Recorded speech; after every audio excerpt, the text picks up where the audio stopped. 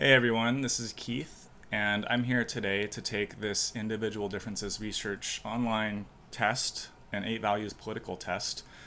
This is 70 questions. If you know me and my style of podcasting, I tend to elaborate a lot on these questions, but I'm aiming today to kind of rush through these and just get a really rough estimate of my outcome here, my values in a very quick way.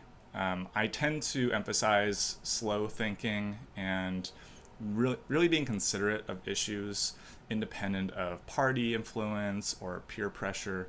I really like to think as a philosopher from, uh, you know, a base level of a priori knowledge.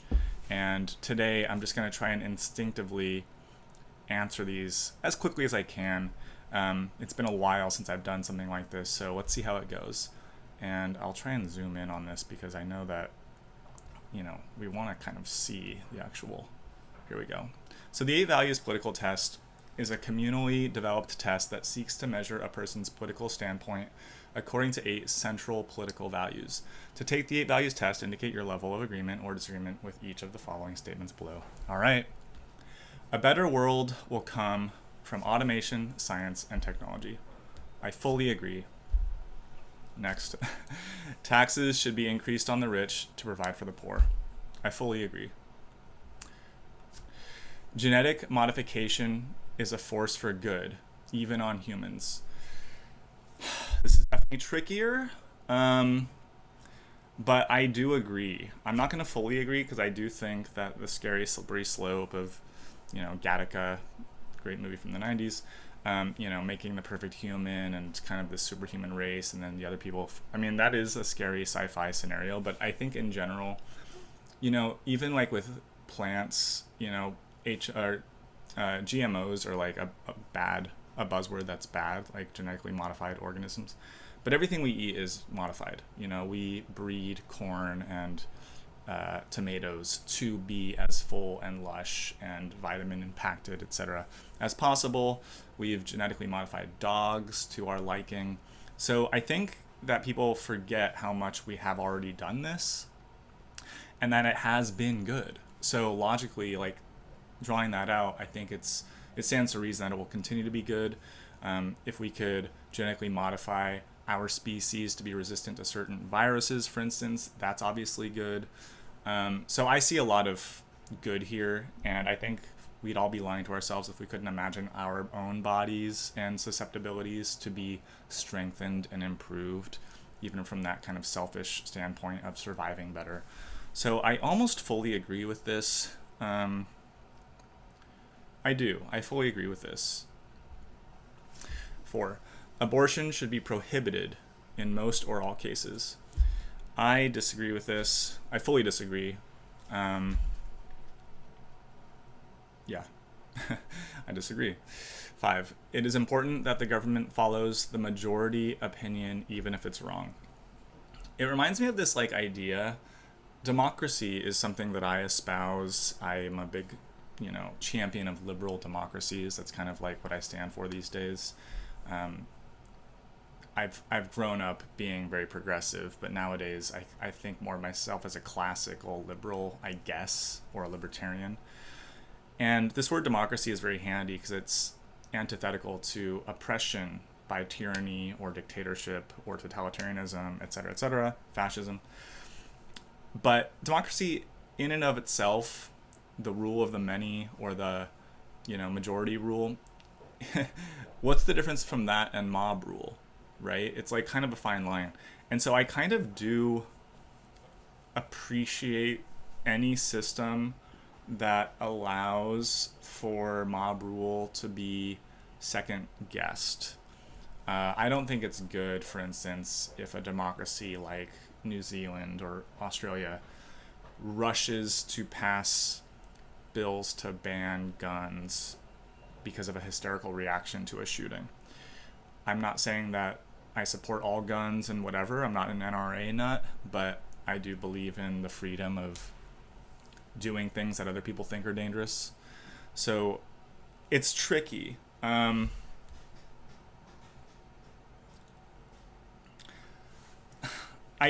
don't think that something that's wrong should be supported just because the majority of people like it. Like Sharia law, countries where the majority opinion is to make women second-class citizens. I think that's wrong, and I think if a government has the ability to be, let's say, a benevolent dictator, I think that could be preferable.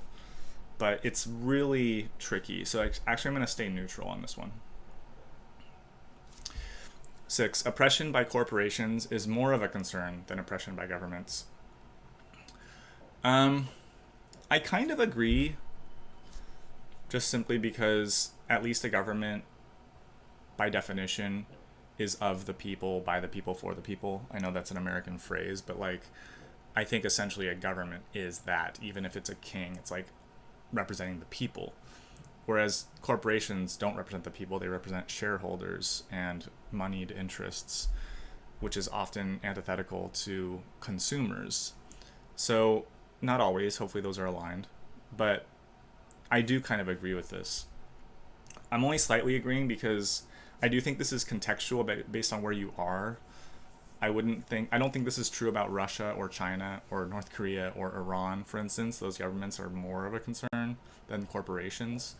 But if you look at like banana republics, where Chiquita or Dole or some Latin American country is taken over by a corporation interest, or, some mining company in sub-Saharan Africa.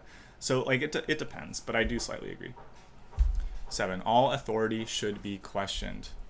Fully agree.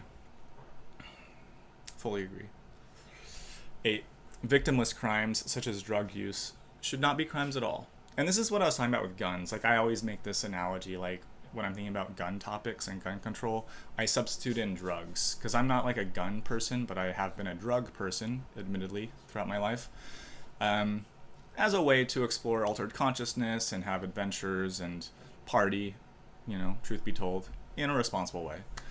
And a lot of people think that drug use is terrible. They tell you about all the side effects. They tell you about how dangerous you can be if you go too far, etc., etc. And it sounds a lot like gun control to me, and I just don't like prohibition. So, yeah, in any case, alcohol prohibition, drug prohibition, gun prohibition by a lot of countries, even though I'm not, again, a gun person. I can imagine some... Can I imagine any crimes that are victimless where it should be a crime? No, I'm going to fully agree with this. 9, publicly funded research is more beneficial to the people than leaving it to the market. The devil's in the details here, but I do basically agree. I'm going to interpret publicly funded as nonpartisan, independent, non-biased, going into the research with an open mind, versus the market researching itself, in which it has a vested interest and it has a bias, and it often confirms that bias. It'll turn a blind eye. Think of tobacco industry, for instance, obviously. It's not always the case. Public funding can also skew toward a bias. I think right now we're seeing that with alternative energies and the green movement. I think a lot of that is like sort of behaving as if it's a private interest, kind of ignoring the downsides, the sunk costs, all the energy, all the mining it takes to make a solar panel, for instance. That's ignored by the public interests, the public funding of... Actually, I don't even know if that's public funding, but certainly the governments subsidize alternative energies as if there aren't these other costs. So, but I think in general, the spirit of this is right. A united world government would be beneficial to mankind. I do think this. This is a tricky one, but I do basically agree with it. Like, I support... again, coming at this from my bias, my belief in liberalism, in personal freedoms, fairness, trade, an open market, generally speaking, ensuring human rights. I think this is the goal, and it's a bit chauvinistic, to borrow the usage from the French, as an American, to think this way. Of course, I do kind of believe that much of the world would be better off if they had American values and American wealth, for sure, but also just like attitude in terms of I think people forget how open-minded Americans are, how industrious Americans are, how live and let live Americans are. And not to say that a world government has to represent the USA, but the UN in general is a force of good. It's a mess a bit, and it's overly PC, but I do think ultimately that we want this kind of world government.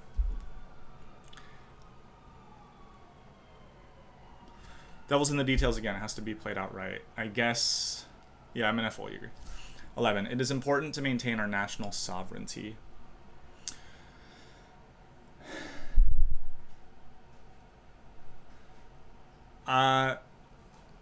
Yeah, this almost contradicts the last one, but like a world government doesn't mean that you can't have national sovereignty. I think the U.S. again, I'll use as an example. We have a federal government, but we also have states' rights, and there's a nice balance there. The EU is not a government per se; it's an organization more like the UN almost. But within the EU, obviously, the sovereign nations have sovereignty. They have national autonomy, and I think that's great. And that is a balance that is happening all the time in terms of how much California can get away with without the federal government coming in and meddling, etc. And that is something that we always have to keep an eye on.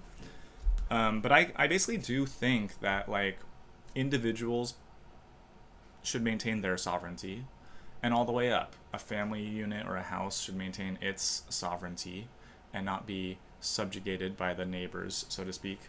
And on and on. Cities have certain sovereignty. So there's this push-pull of like respecting your autonomy, but also cooperating in a world government way. That said, I'm not like a nationalist. I don't think it's super important that, well, I kind of do as a traveler. Like I want Italy to be Italy. I want Japan to be Japan when I visit those places. I don't want them to just be, an amalgam of everything in the world, and everything in the world is the same. So I'm gonna fully agree.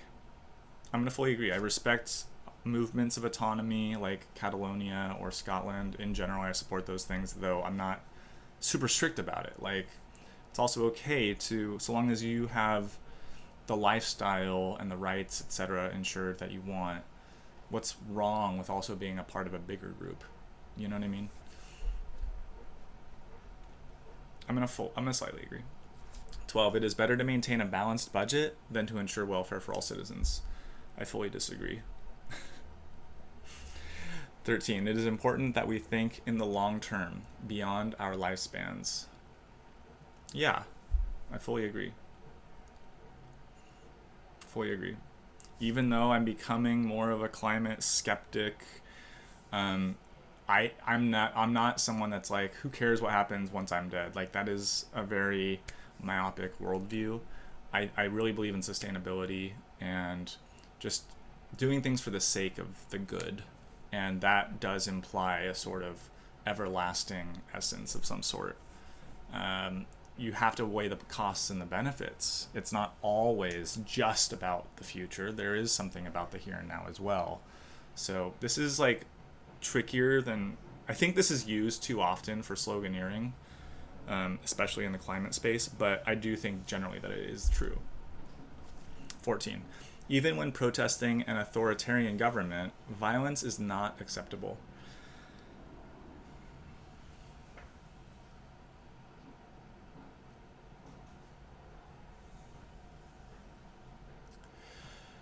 Yeah, I mean, I'm not a pacifist. I think there's a time and place for war. I think there's a time and place for an uprising or a revolution. It's tricky. I am annoyed by a lot of the like mob riots that have happened in the last decade. I think that's a lot of like misdirected anger and aggression and a waste of money and energy and destruction for no reason. I don't like that kind of destruction. A lot of people that destroy property think that they're protesting an authoritarian government of some sort. Think Chaz or Chop in Seattle during Black Lives Matter. All the George Floyd protests, frankly, a lot of the protests throughout Europe, even. But like, I think the best way to protest an authority, I don't think that violence is the right way. I think it's understandable with anger, but I think even if you wanted to upend an authoritarian regime, you would have to get the sympathies and support of the military, you know, and aim for something like taking it down from within.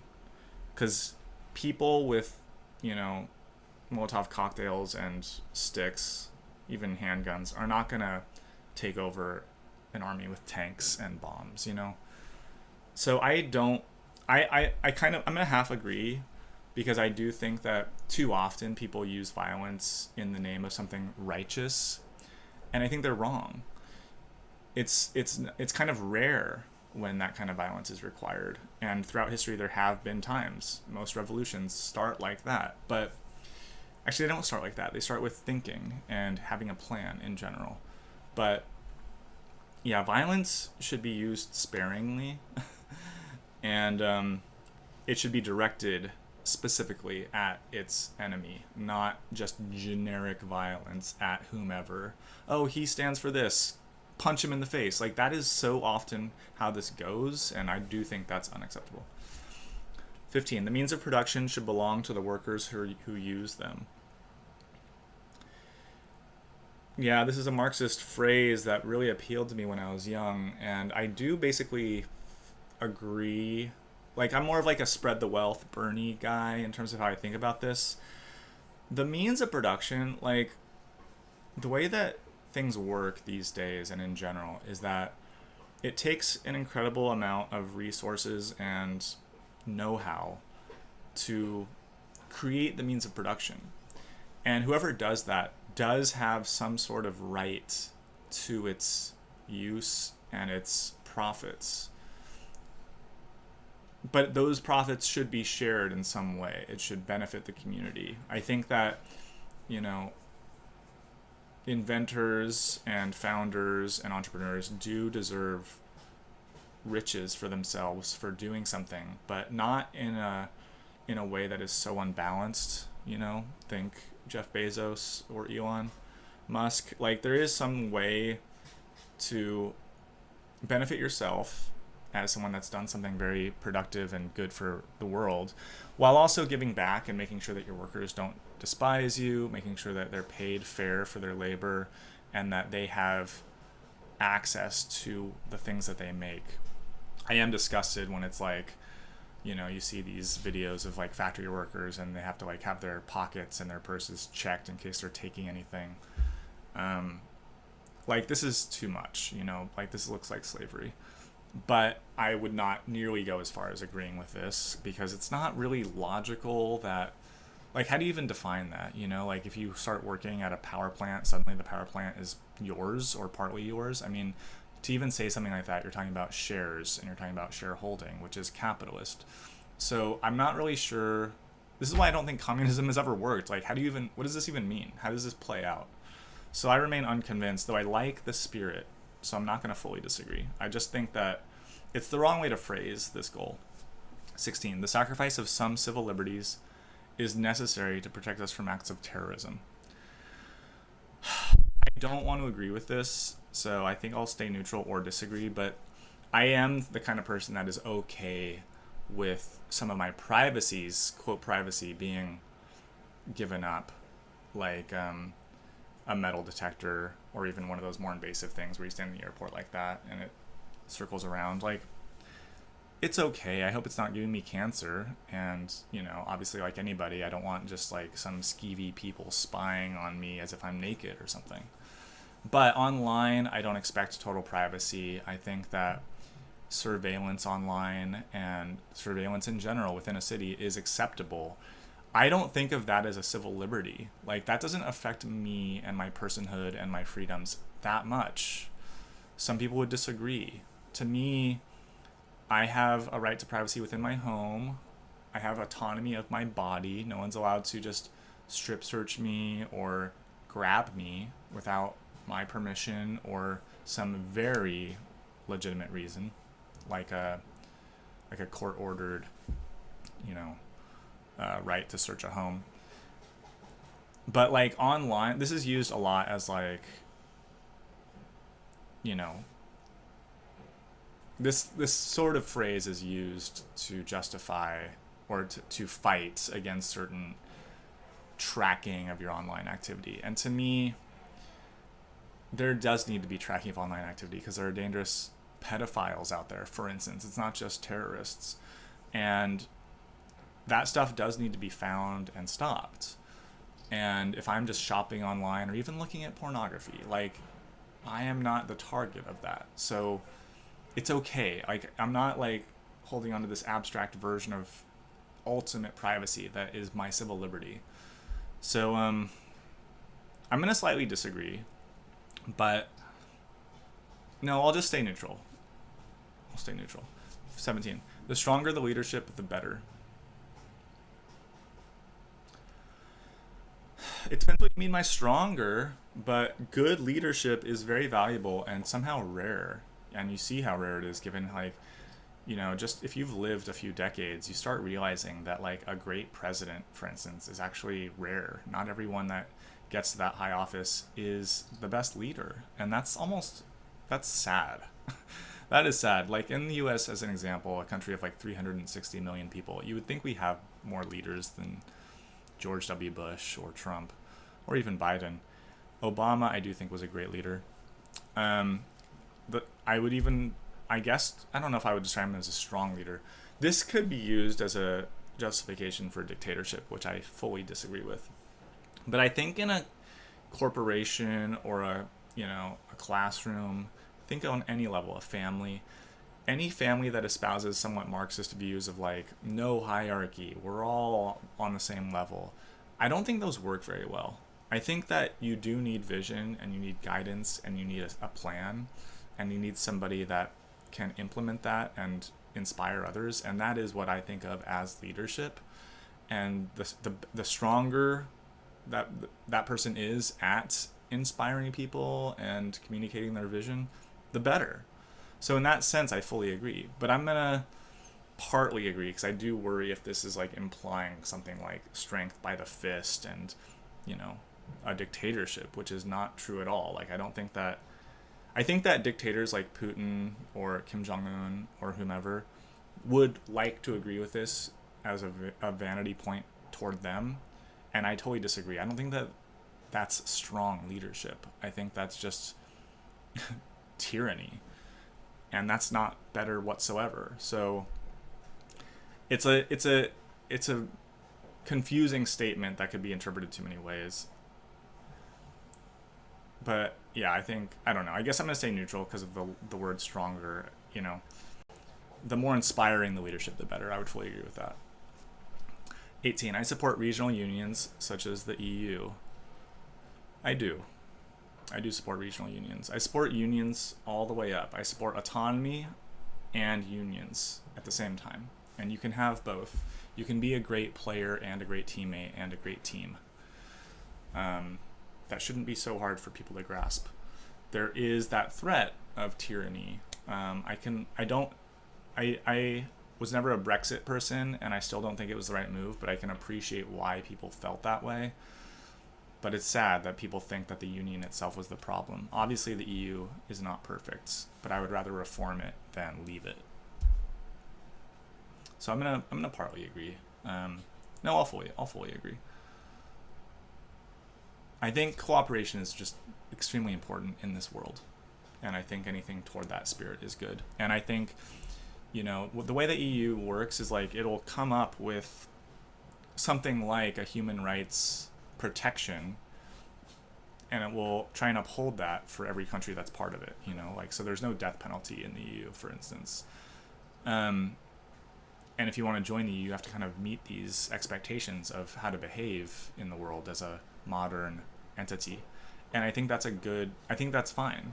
But it does matter what those details are. What are those exact things? And I know for Great Britain, it's like, you're asking too much, you're demanding these weird things, you're telling us how many immigrants it take, you're telling us how things have to be produced and traded, and this is meddling, and it's all coming from Brussels. Like, there is some of that too. So, like, I'm I'm equally skeptical of a tyrannical system, but also of like a toxic individualist behavior of just bucking the system for no reason. I mean, that's what like violent protests are too, you know? So there is this balance that needs to be achieved. In which case I'll partly agree, because I don't want to come off insisting on like a big nanny state or, you know, you have to be part of the group. I don't think that way as a person. I think there's value there. 19. It is very important to maintain law and order.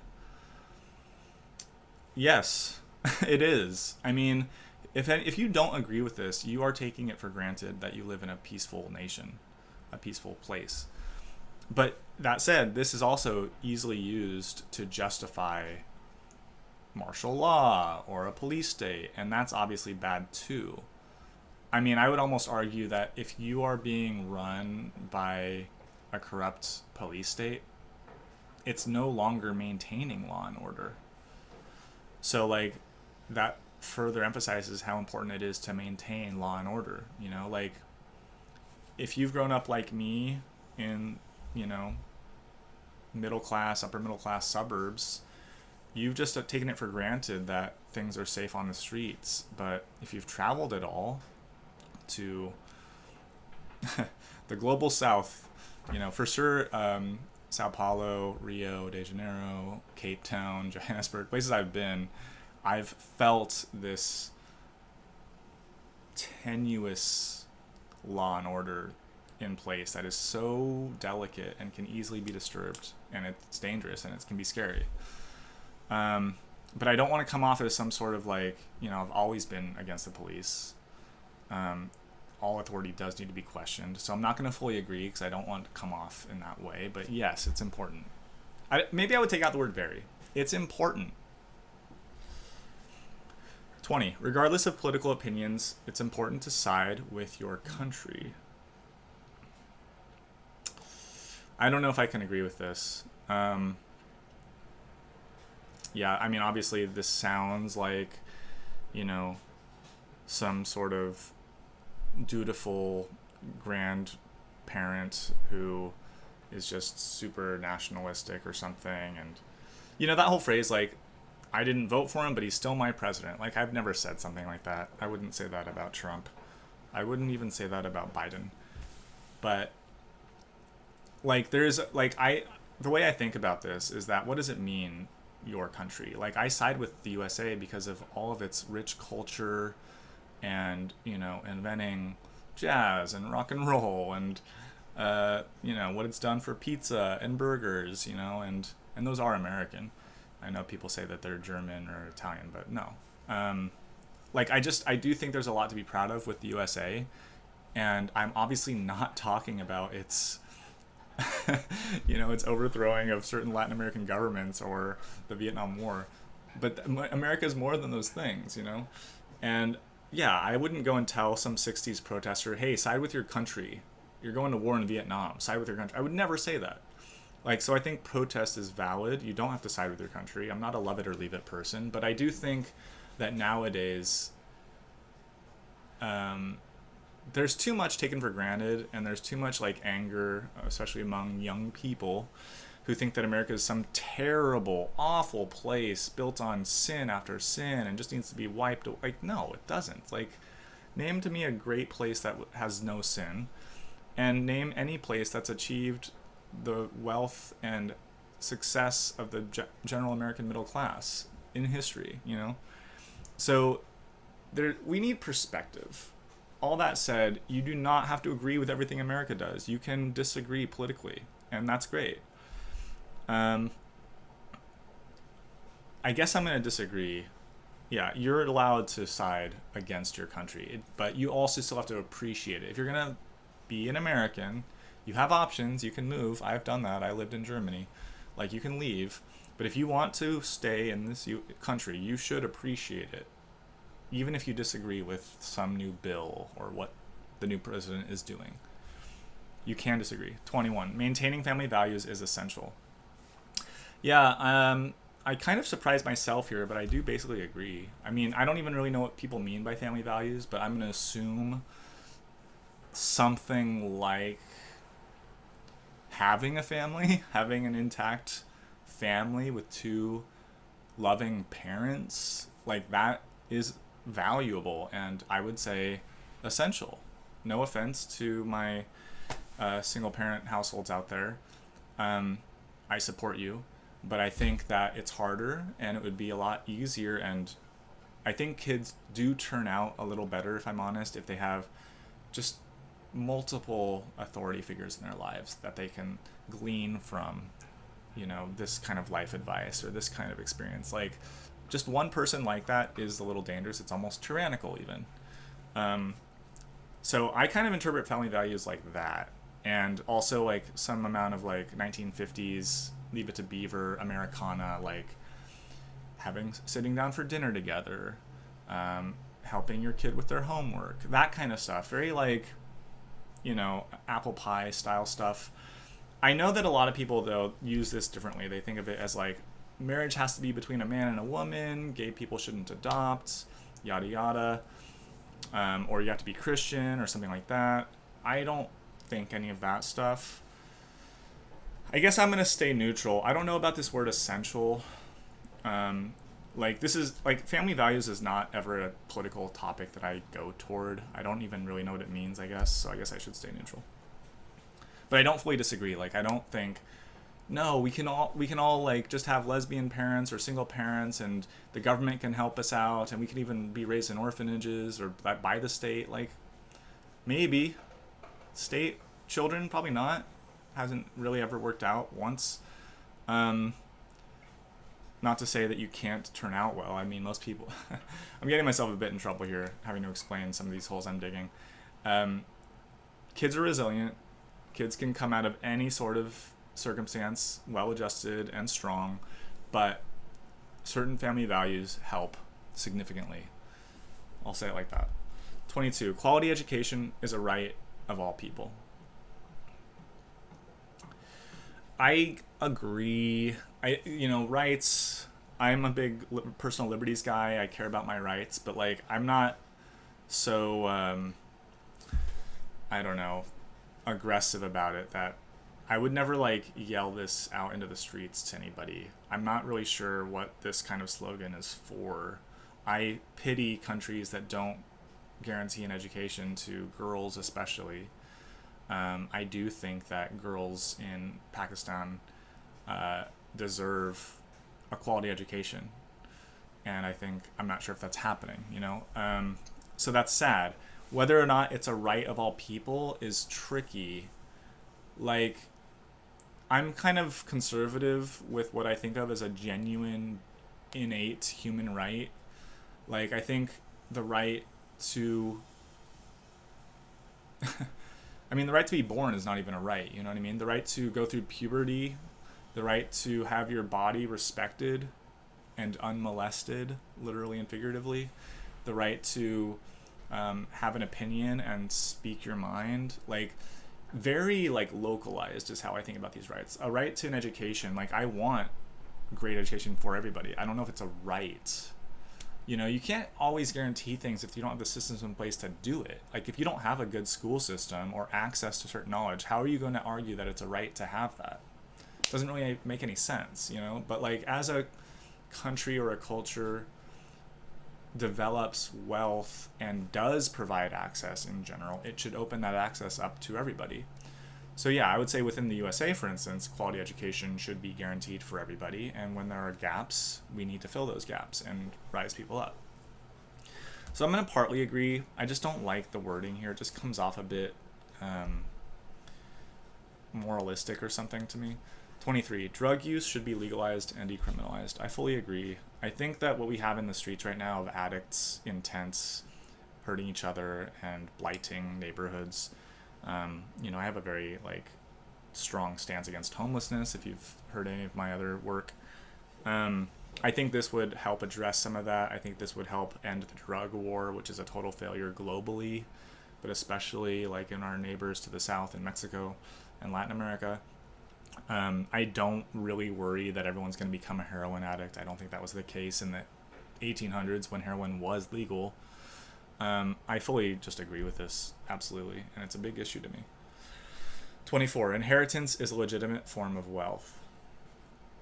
Well, it is. I mean, look, I'm going to use what I've said already about the wealth of nations and like how I live in a wealthy country, as you might as well. And that's legitimate. You were born into a country that has clean water and property rights and laws against theft and rape. And you benefit from those because you inherit those things. And that's good. That's a good thing, and it's legitimate. You don't have to start over and make those systems yourself. Certain kids are lucky, born on third base, trust fund kids, Nepo babies, like, them's the breaks, you know? Like, that is how things are, and you can't slag off somebody just because they're lucky. You know, if a father makes something significant of himself and grows rich, that father has a right to do with his money as he wishes. And passing it down to his progeny is a very popular way to do that. It's not the only way. Obviously, there's philanthropy and giving to great amounts, giving wealth away, but inheritance is a legitimate form of wealth. I'm sorry to say that. But I think a lot of the kickback to this is jealousy, to be honest. Who wouldn't want to inherit wealth? But we do. We all do to some extent. We just don't do it through literal inheritance. But you do inherit things, and you should be appreciative of that. So I'm going to agree. Frankly, I'm going to fully agree. It's not fair for a mob to attack a prince because the prince is inheriting the kingdom. It's up to that prince to do the right thing with that kingdom. And if the mob has a good argument, it should say so without violence. I guess that's how I see it. 25. Sex outside marriage is immoral. I fully disagree with this, though I can appreciate it. The older I get, the more I do value the sentiment here, but I disagree. I think casual sex, I think sex before marriage, I think partnered sex as a teenager or 20-something is valuable and bonding and good. It can also be bad. It can be bad, but it doesn't mean that all sex outside marriage is immoral. I don't define morals that way. 26. Governments should be accountable to the international community. I don't know what accountable means. I guess this is kind of like the UN, sanctions or putting, just admonishing a certain place. Yeah, this is back to the world government thing. I basically kind of agree. Not fully, because we do have autonomy, like we've said. I'll partly agree. Prostitution should be illegal. Full disagree. I think that makes it more dangerous. I think we need a market that is protected, and that this is a valuable service, the oldest profession for a reason. 28.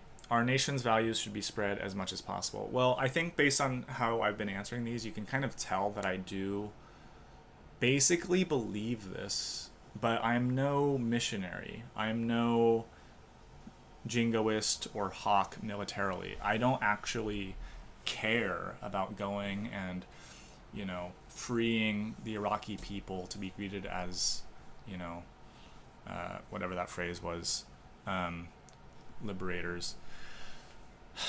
I believe in certain values that the U.S. does have, and I do think that it's benefited every country that's taken after us, which is all of Europe, essentially, because the U.S. Constitution came first and has been widely adopted by successful places.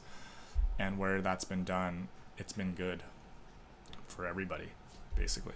And I think it should happen continually, but it should be like this lead by example sort of thing. That's how I think the USA should behave. Lead by example. Don't be too hard-headed. Don't be a jerk about it. Don't insist on it. Don't go bomb a place into submission kind of thing. Just lead by example. So I guess I disagree with this word spread. Our nation's values should be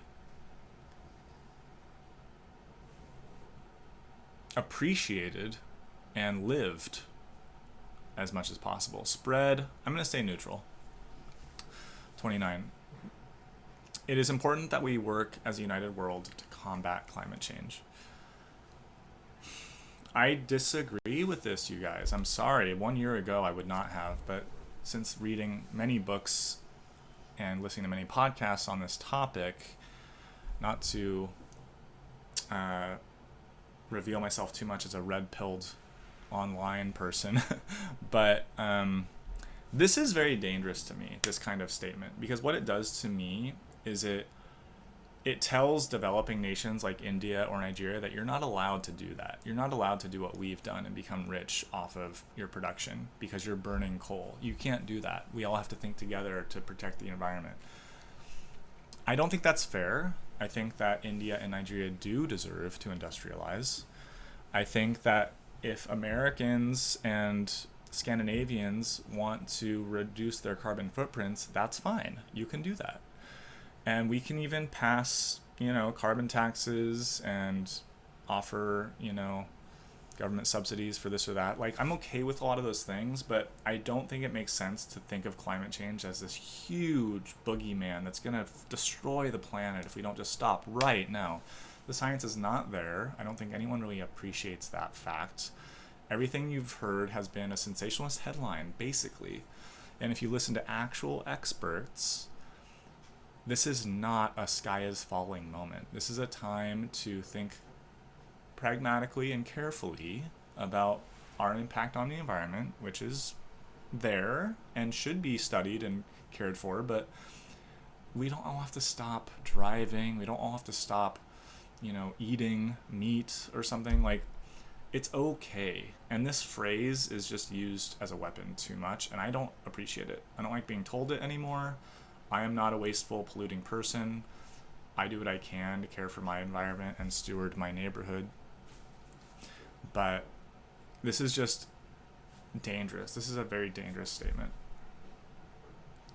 But I would agree that it is important that we work as a united world to steward the environment. It's just this combating climate change part that I don't like. Like, I do think that we should work as a united world. I support agreements and treaties, etc.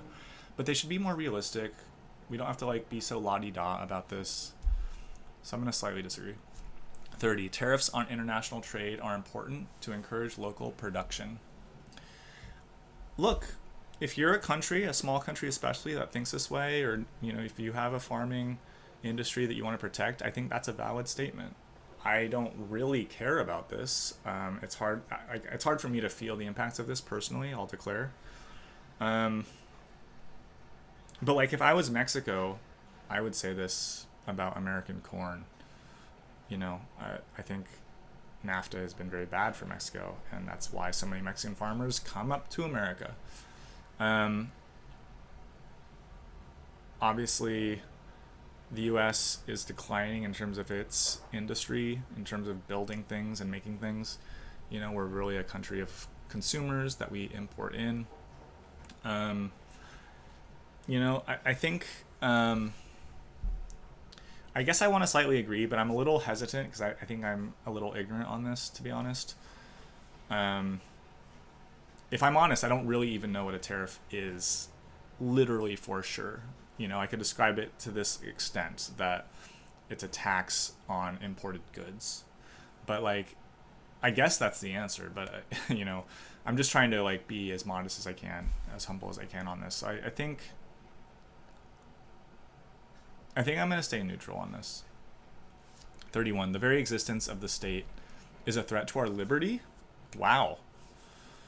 I mean, only an anarchist would say that. Only someone in the Wild West who wants to rule the town with a gun would say that.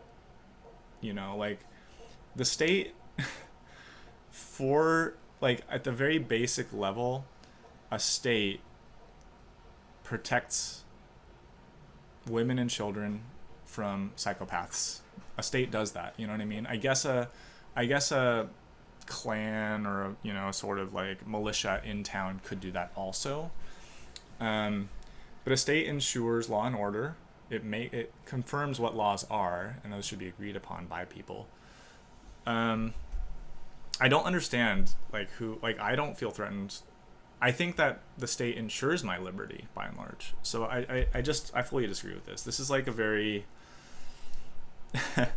you find this on the horseshoe curve of politics.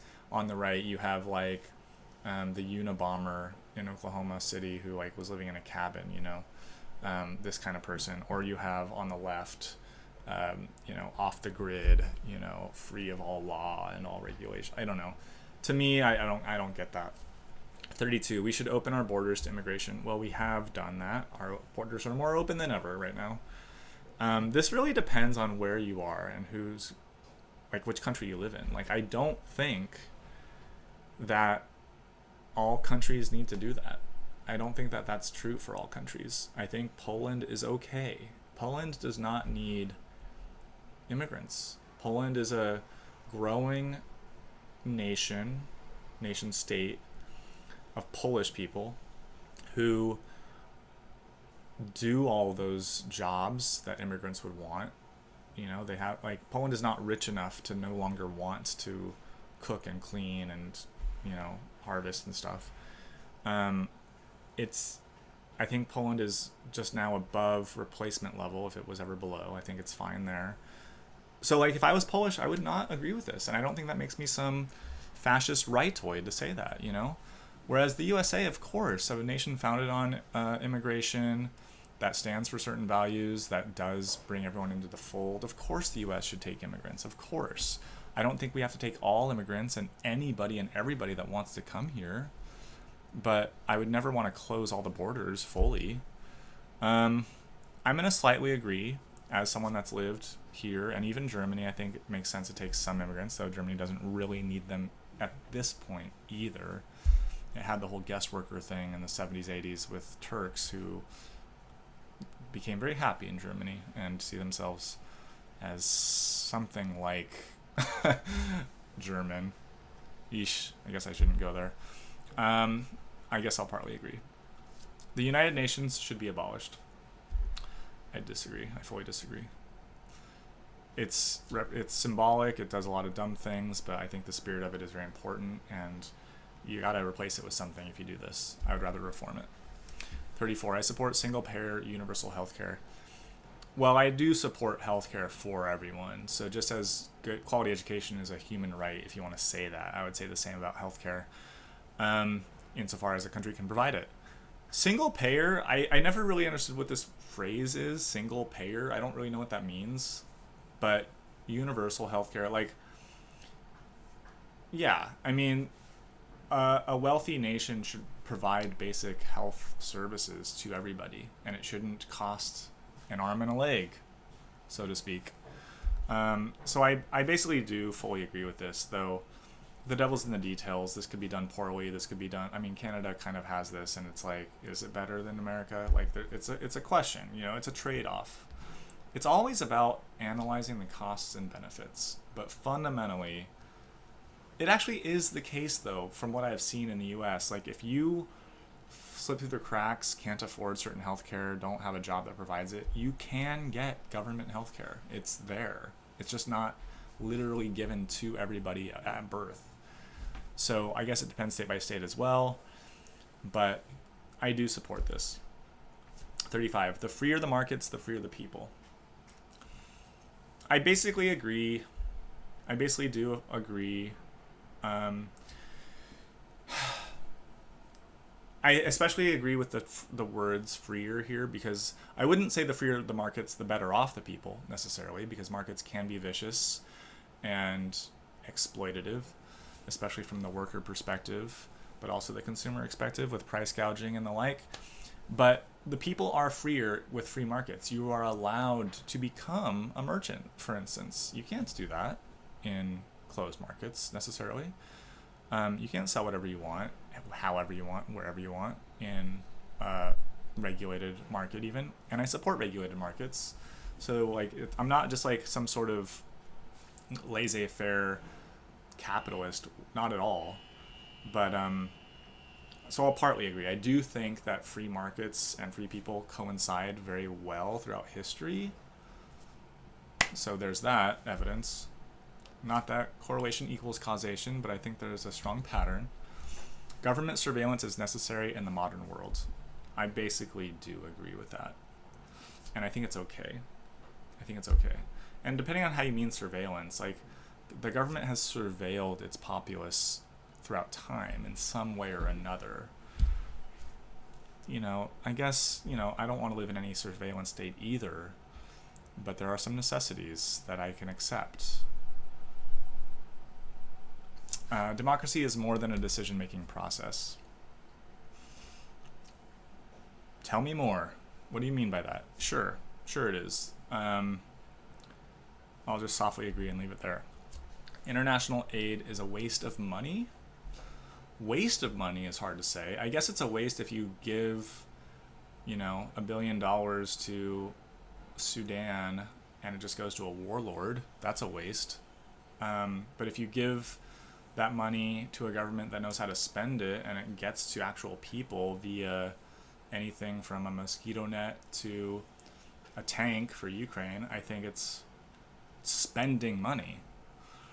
From an American point of view, where that money could have gone to your healthcare, for instance, I could understand why you feel this way, but it's not a waste of money. It needs to be audited and scrutinized well. I don't want to waste my money or your money any more than I don't know how to finish that sentence.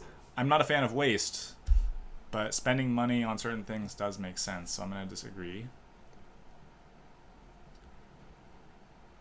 I'm not going to fully disagree because there have been wastes of money this way because it's not audited properly. A hierarchical state is best. A hierarchical state is inevitable. There is no way around a hierarchy. And I'm speaking to my ideologue, my ideologue brothers and sisters. Like, if you espouse no hierarchy, if you only want to topple the hierarchy, as the USSR did, or as rather Lenin did, you will have Stalin. You will have someone stepping into that power vacuum and taking control and establishing their own hierarchy. Anyone that tells you that they should abolish the hierarchy just wants to be on top of the hierarchy. If you just don't want to be told what to do, you can fight for your rights to have your liberties. You don't need to topple the whole hierarchy to have liberties. I don't want people telling me what to do either. I don't want to be at the bottom of a hierarchy. I don't even love being in the middle of a hierarchy per se, but I am. I'm not the best podcaster or YouTuber, for instance. I'm not the best, most charismatic lover. I'm not the best anything really, but that's okay. Like, I don't judge myself based on where I place in any given hierarchy, but to deny that there are hierarchies is just patently absurd, and to think that there should be no hierarchies is just naive. There are hierarchies. That, like, a hierarchy is just a placement of of anything on a spectrum of any given measurement. It's a tier list. A hierarchy is a tier list. Like, you can do that for everything. And to say that those are inherently bad is stupid. Like, nature creates hierarchies. There's a hierarchy of the planets from the solar system, from cold to ideal, from warm to cold, to ideal to cold. There's a hierarchy of, a fish laying eggs and whatever. Like, there's like a hierarchy everywhere you look. There's a hierarchy in the trees of which leaves get sunlight and which don't, it's just inevitable. So we need to make sure that those hierarchies are competent and uncorrupted. That's what we have to do. But of course, this could be used to justify a lot of bad things. Monarchies I don't necessarily support, though some can be fine. Dictatorship certainly not, but a dictator would certainly say that. A hierarchical state is inevitable. It's not the best, it's just inevitable. 40. Religion should play a role in government. No, it should not. Fully disagree. Morals, beliefs, not religion. 41. Traditions are of no value on their own. I want to fully agree, but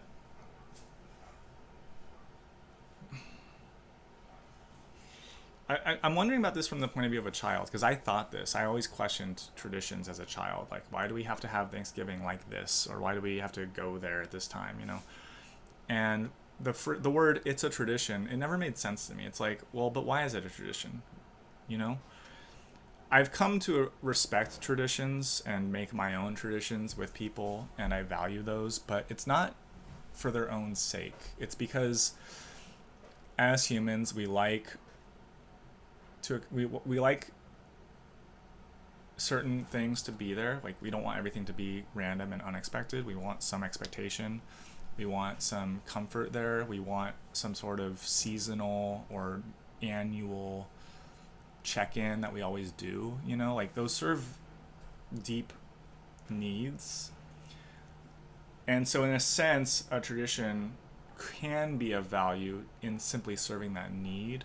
So I'm going to partially agree, because I can't fully agree. There is some element of a value to a tradition in and of itself, but that tradition needs to be understood, to be actually valuable. Or not. It needs to be appreciated to actually be valuable. Those with a greater ability to pay should receive better healthcare.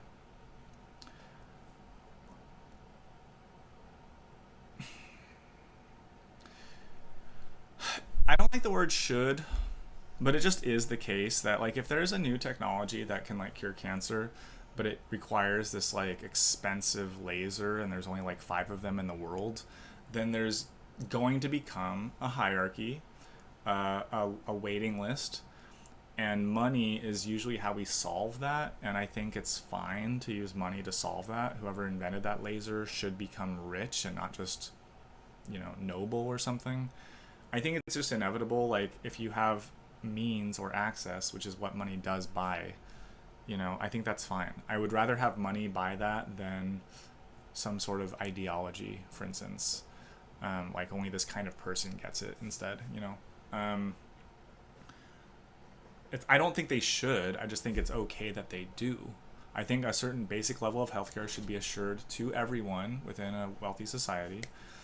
And beyond that, if you have the means to find the best doctor and that doctor wants to charge money, that's allowed. That's free. That's freedom. It's not free, it costs a lot, but it's freedom of the doctor to do that and for you to seek him out. I'll slightly agree. I don't like this word should, but yeah, I wouldn't like the word should not either. Wars do not need to be justified to other countries. I would like it if Israel justified its war a little better to other countries. I think that, you know, W. Bush's war in the Middle East should have been better justified to countries or not done. I don't know if they need to.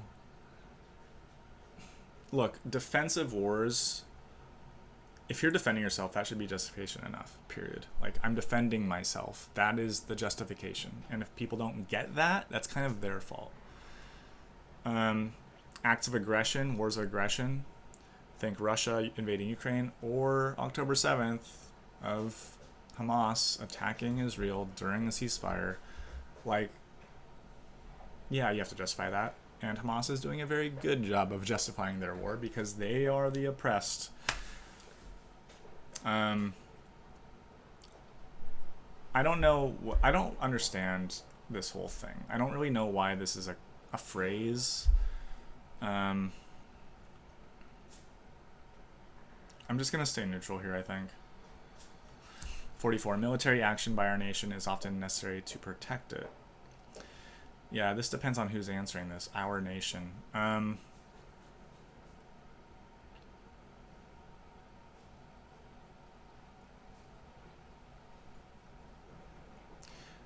Most of our military actions at least have the guise of protecting other nations, like our support of Ukraine. It's not really protecting us per se.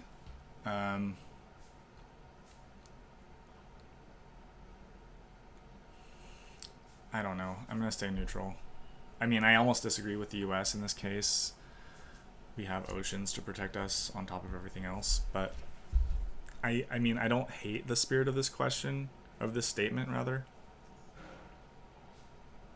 but I don't love it either. I'm skeptical of it. 45. No cultures are superior to others. Look, as an individual with tastes and preferences, I prefer my subculture of techno music and weekend long parties in Berlin on certain substances with certain kinds of people. I prefer that subculture to, like, you know, the hippies that follow around the Grateful Dead. Is it superior? I'm not saying that the people that listen to techno are superior to the people that listen to Grateful Dead music, but I kind of do think that, you know, I'd rather be around them. I'd rather, you know, be one of them and spend time with them and whatever. Obviously, this is not asking that, but I'm saying that to emphasize that it's okay to believe what you believe and to think it's better than other things. It's okay to do that. We all do that. We all discriminate on this basic level of tastes and preferences. And to go all the way up to this question, I do think that, like, the Western culture of liberty, equality, brotherhood, to borrow the French, you know, I think those things are better than being subservient to God and following ancient wisdom, if you can call it wisdom, of, like, you know, Bronze Age treatment of women or something. I think that French culture is better than Muslim culture. I think it's superior. I do. I think it is. I'm not saying that all Muslim countries or all Muslims are barbarians. I don't think that. I'm not saying that. But, like, if you're gonna describe a culture, then I do think that if good and bad mean anything, that certain cultures are better or superior than others in terms of establishing and caring for human rights and ensuring personal liberties, you know? And because I value rights and liberties, for example, or development in technology or partying to certain music or whatever, like, because I value those things, I do think that some cultures are superior, and I'm okay with that. I don't feel like I don't have hatred in that. I have a strong value for my freedoms and mutual respect that I have within my world, and I do wish that for other people because I know that they want that. I've seen them on record saying so. So wait, no cultures are superior. Yeah, I disagree. I'll slightly disagree. I'm not going to be so jingoistic or, you know, Islamophobic or something to say, like, I'm not going to fully disagree, because there is a spirit of, like, you know, a moral landscape of many peaks, and your culture can achieve a great society in a different way. So there is, like, some sort of difference of opinion there, like with the Grateful Dead versus techno. But I'm allowed to prefer one and think it's superior. 46. Research should be conducted on an international scale. It totally depends. That totally depends. I mean, that is such a weird thing to say. Yeah, if you're researching the COVID virus, for sure. If you're researching, you know, the effects of smog within Southern California, no. You don't need to go to an international scale for that. It totally depends on the research and the parameters of the study, doesn't it? I don't understand the point of that. Sure, a little bit. Like, the further the net you cast, the better the results. We are one species on one planet, but there are contexts that are regional specific, so it depends. I guess I appreciate the spirit here. I don't know if this is about funding or about science within a global world. I don't know, but yeah, knowledge learned through science should be shared internationally. I can say that. 47. From each according to his ability to each according to his needs. Marx. I don't fully disagree with this. You know, this is like his most famous quote. from Das Kapital, and I think it's valid to an extent. I think it's obviously been implemented, insofar it has been implemented terribly, but I do think this. I think this on a local level. Like, if I go to a party, or if I, with my friend group, you know, we all have what we bring to the table. Some people make a lot more money than others, so they should bring more, you know. And I do think everyone, in terms of equality, I think everyone's needs should be met, but people's needs are different.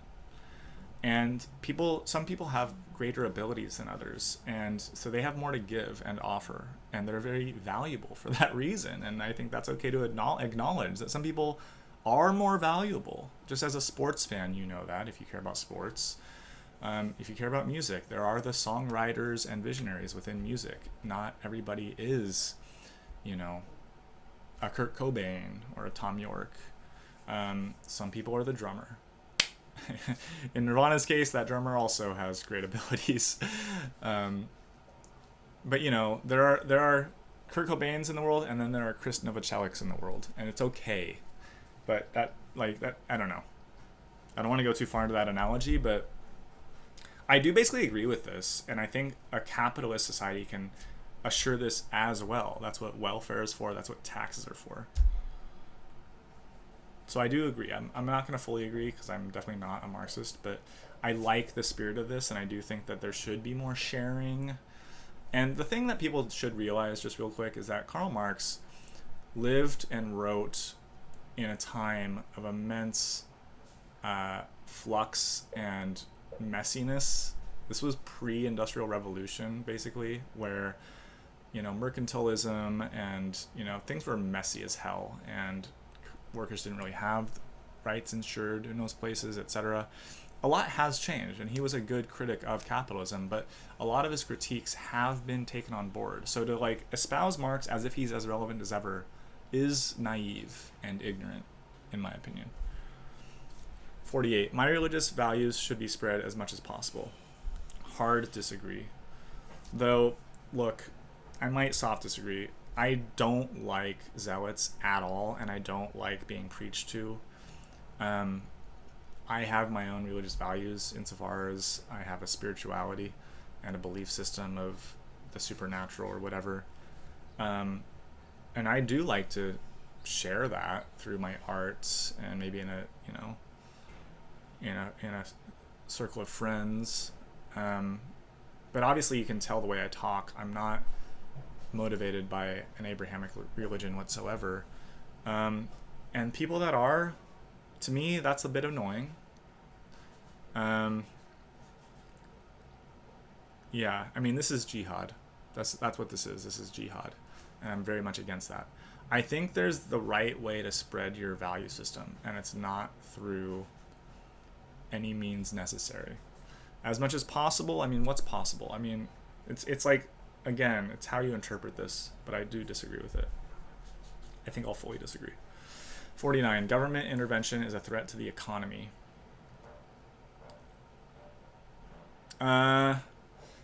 Maybe it's a threat. I don't know about threats. I'm a fan of government intervention done right. I'm a fan of breaking up monopolies. I'm a fan of regulating the food and drug industries. I'm a fan of, you know, making cars safe.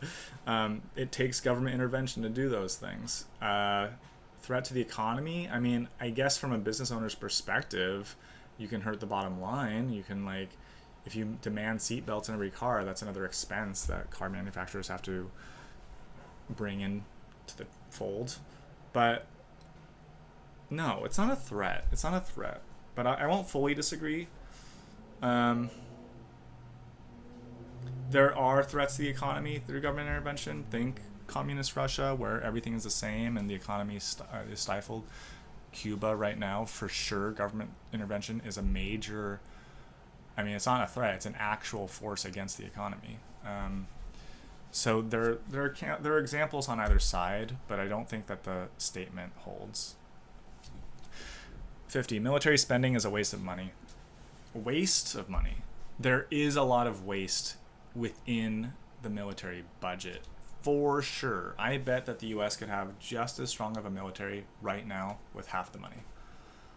I bet that's the case. If you didn't have to transport everything between state lines, if you didn't have contractors ripping you off, et cetera, there's a lot of waste. But obviously, do I even have to explain why some military spending is beneficial? Like, Israel's Iron Dome is not a waste of money. It actually protects people from missiles coming from the Palestinian territories. I disagree, but yeah, there is a lot of waste within military, and I would be very happy to reform that. I would be very happy to reform that. So I don't want this to come off. I hope that this doesn't say with my 8 values that I'm some sort of like military nut, because I'm not. I would never want to be in the military. Thank you if you are. But yeah, I don't know, like, this is a very like juvenile thing to say. I think only like a 14-year-old who thinks they're deep would say this. It is important that we maintain the traditions of our past.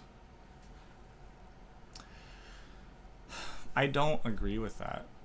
I don't think it's important that we maintain the traditions of our past. I think there is value to be had in maintaining the traditions of our past, but there's value to be had in making new traditions also. There are certain traditions, for sure around the world, obviously.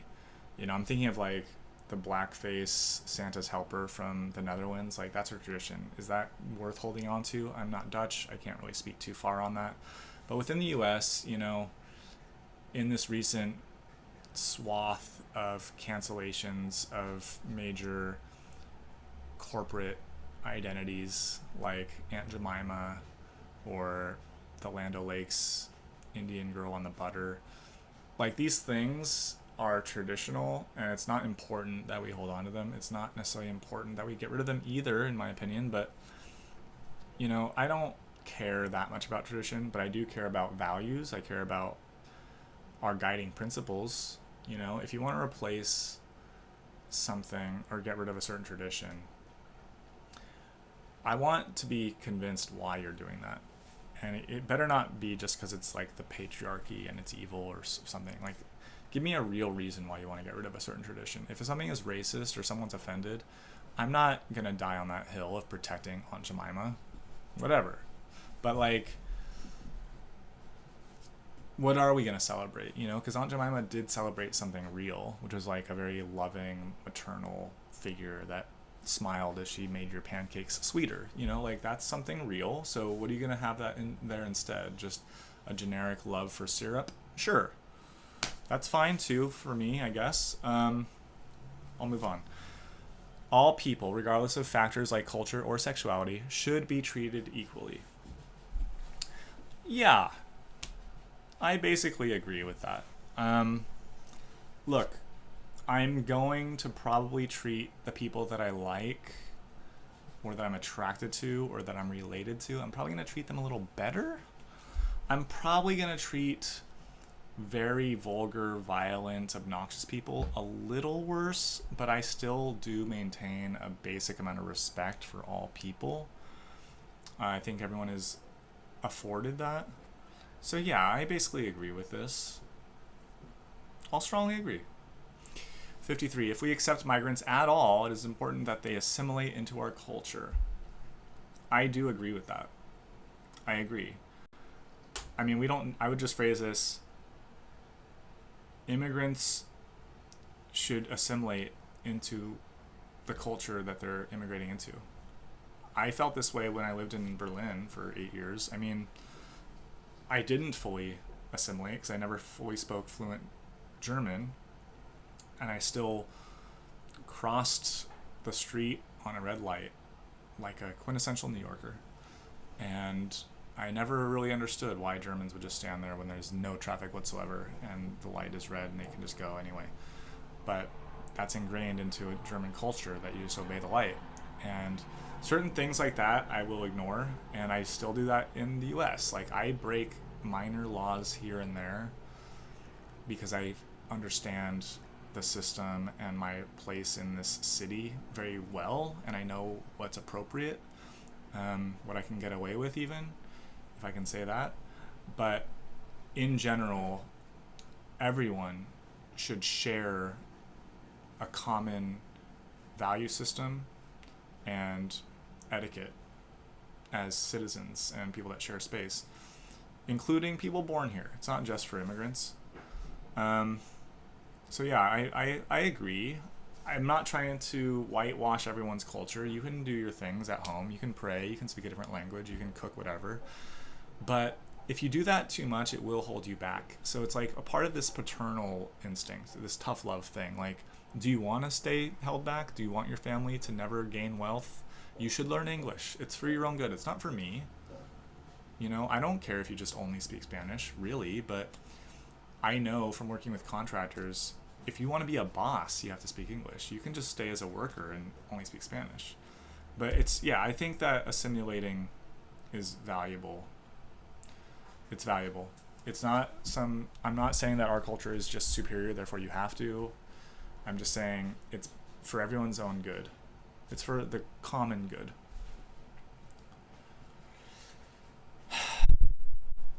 Gun ownership should be prohibited for those without a valid reason.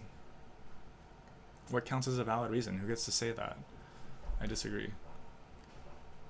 I don't want to be told, I don't want to be scrutinized of like what I'm allowed to collect or buy or consume, and that I have to validate my reason to somebody. I don't get that.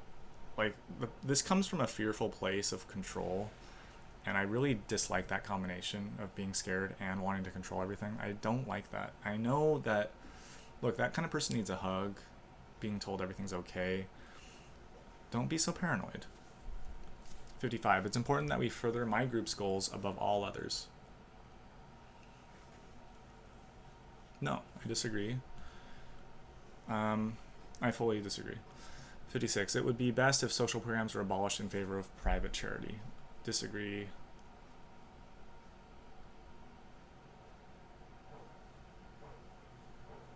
Fully disagree. Children should be educated in religious or traditional values. Disagree.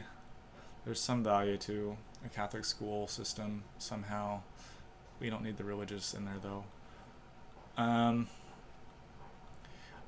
I guess I'm gonna only partially disagree here. No, I don't, because of this word should. There is something that public schools should glean from religious schools, because private religious schools are superior in general for some reason. So there's something that should be taken on board from that. But I don't think that children should go to Jesuit per se. Climate change is currently one of the greatest threats to our way of life. I think actually that climate change activists are currently one of the greatest threats to our way of life, because our way of life is one based on fossil fuels. So that's kind of ironic. I mean, climate change, people need to chill out a little bit. They need to chill out a little bit. Our way of life, we can get by on some alternative energies, but we cannot get by fully on alternative energies. The lights will go off, and you do love your electricity, believe me. You love your air conditioning, you love your heat, you love charging your phone, and you need energy for all that. And you can't do that on solar and wind, because it doesn't always... I disagree. Yeah, I just don't think that's true. It's necessary for the government to intervene in the economy to protect consumers. Fully agree. Fully agree. The general populace makes poor decisions. That totally depends. It depends. Sometimes it does, sometimes it doesn't. I mean, this is an overly generic statement. I think only a dictator would say this. Someone that aspires to control everybody would want to say this. Yes, the populace makes poor decisions. It also makes some good decisions, you know? I mean, fan voting on TV shows, I think, is fine. It seems to work okay. I don't watch those kind of shows, but I don't think there's a big to-do about the wrong person being voted the winner, stuff like that. Voting against one's interest, that happens. Obviously, electing certain presidents that others disagree with, that happens. Um, but I think there's plenty of examples of countries that reject certain things and make good decisions for the sake of their society. Um, I'm going to stay neutral. I want to disagree a little bit. I think this is a rude thing to say. I can imagine some people saying it, and I think it's a bit rude and unfair to people. It's obviously the case that a lot of people have lapses in judgment. We have all made bad decisions. I'll stay neutral. Society was better many years ago than it is now. There's no way that's true. Fully disagree.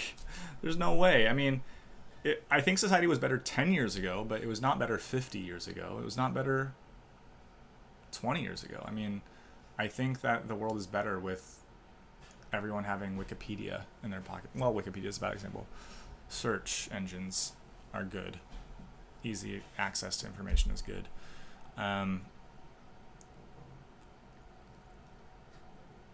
Fully disagree. Environmental regulations are essential.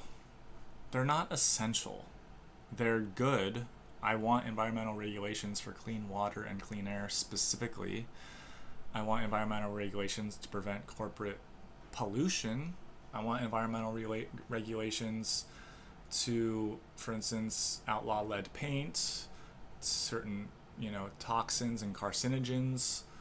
There are some environmental regulations that are important, but even with lead paint and how corrosive that was for people and their brains possibly, I wouldn't say it's essential to outlaw it. It's really good to outlaw it or get rid of it. I'm going to softly agree.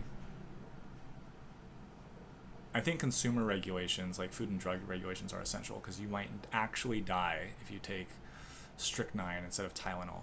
But I want a cleaner environment, but people survive dirty environments. They're not essential. They're just good.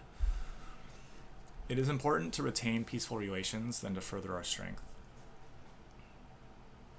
I wish Russia thought this, and I hope China thinks this. I do basically agree. I guess I fully agree.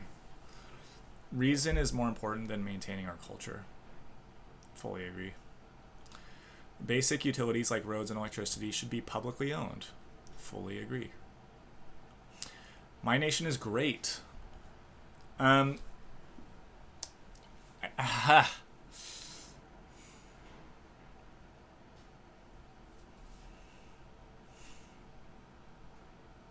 don't like this question. I've never owned a flag, ever, and I don't ever plan to. There are so many other things I care about, my hobbies, my tastes, my film catalog, the art that I make. I would rather put so many other bumper stickers on my car than a flag. I would rather play my ambient techno really loud than to play any Star Spangled Banner or wave a flag. I just don't care about this, but I also don't begrudge it the way I used to. If you have a flag, that's cool. It means to you what it means. I can leave that alone. I find it a little obnoxious, to be honest, if I see a flag in my daily view, and that's for any kind of flag, literally, any nation or any culture. I don't need to see a flag all the time. Okay, we get it. You care about that. I do think that the US and the West generally, and California and LA specifically, are cool. And I vote with my feet. I move here. I live here. I advocate for people to travel here. And I would say that about all the places I've lived, which include multiple countries. So I'm skeptical of the jingoism and the rah-rah nationalism of this, but I also don't begrudge it if you feel that way. It's fine. I don't hate Republicans for being nationalists. There are things to be proud about with the USA. It's fine. And with Germans, you guys don't have to be so ashamed. You can fly the flag other times than just the World Cup. It's okay to be German. It's okay. You're not some Nazi asshole. So I'm gonna stay neutral. I would never say this phrase, but I don't want to like.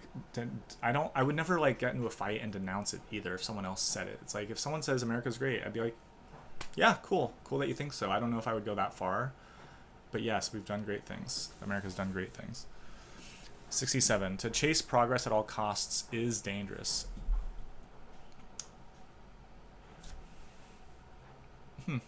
Yeah. To chase AI at all costs is dangerous. To chase virtual reality at all costs has its ramifications. To chase likes and subscriptions on your social media at all costs is dangerous. To chase human rights because you want to deem the next movement as the next step that history will favor, that's also dangerous. Any kind of progress, I support progress, but at all costs, yeah, like that's, I mean, at all costs, you want to kill everyone for the sake of your progress? Like Stalin? That's dangerous. Mao thought that, Mao disagrees with this. Mao and Stalin fully disagree with this. I slightly agree with this. Same-sex marriage should be legal. And it is. Fully agree. Governments should be concerned about foreigners as they are about their... Should be as concerned about foreigners as they are about their own... Well, that doesn't really make any sense.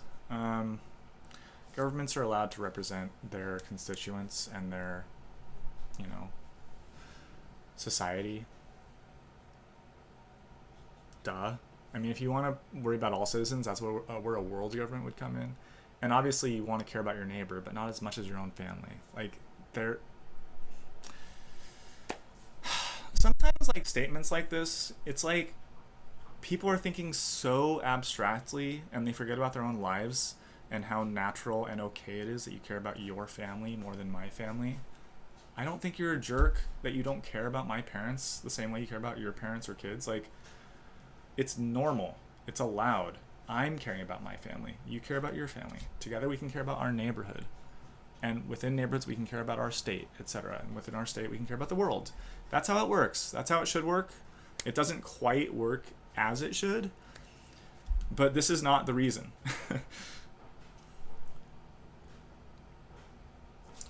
Churches should be taxed the same way other institutions are taxed. Agree. Fully agree. Finish. Let's see. Alright, so I'm more of a socialist in terms of economics, 72% equality over markets. I'm more peaceful for world diplomacy than I am for my nation at 64%. I'm more liberal, 66% liberty versus authority. And I'm very progressive, progress over tradition. All right, come at me, folks. Anyone that claims that I'm too right-wing or something. This might even be, you know, overstating things as I screenshot this.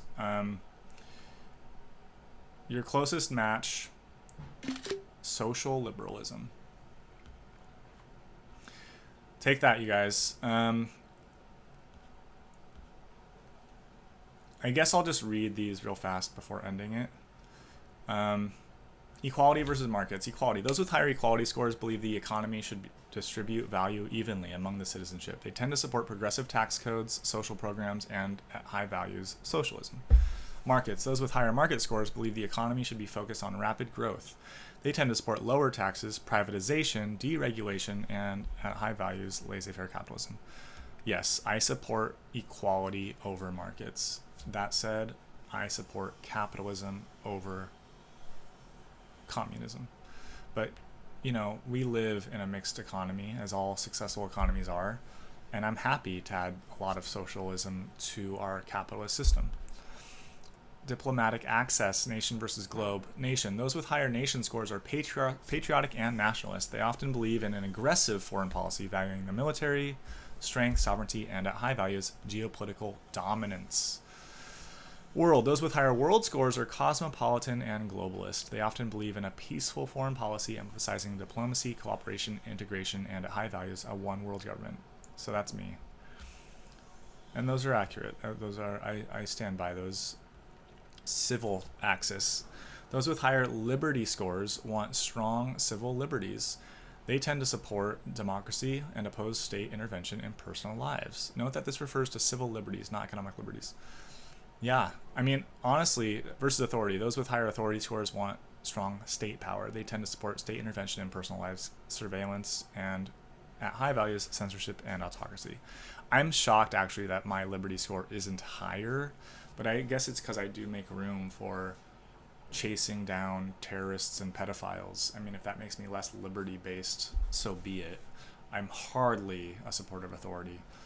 And frankly, I think this authority number should be lower and this liberty number should be higher, though 66.7, 2/3 at least, is good for my own sake, my own vanity. Finally, societal axis. Tradition scores believe in traditional values and strict adherence to a time-honored moral code. Religious people. Many are also religious and see the golden age as being behind us, i.e. in the past. Thanks. Progress. Those with higher progress scores believe in social change and the upheaval of traditional norms. Many are also atheists and see the golden age as being in front of us, i.e. the future. So there you go. I stand by this test and these results. I feel good about it. I might take one more better screenshot for my thumbnail, possibly. That's that, you guys. Hope you've enjoyed this time with me. I hope it's helped for you to elucidate your own thoughts, to think through these things a little deeper. And please generate a discussion in the comment section below if you like. And please follow me on Patreon, especially if you made it this far, at patreon.com/keythinking. All right, guys. Until next time.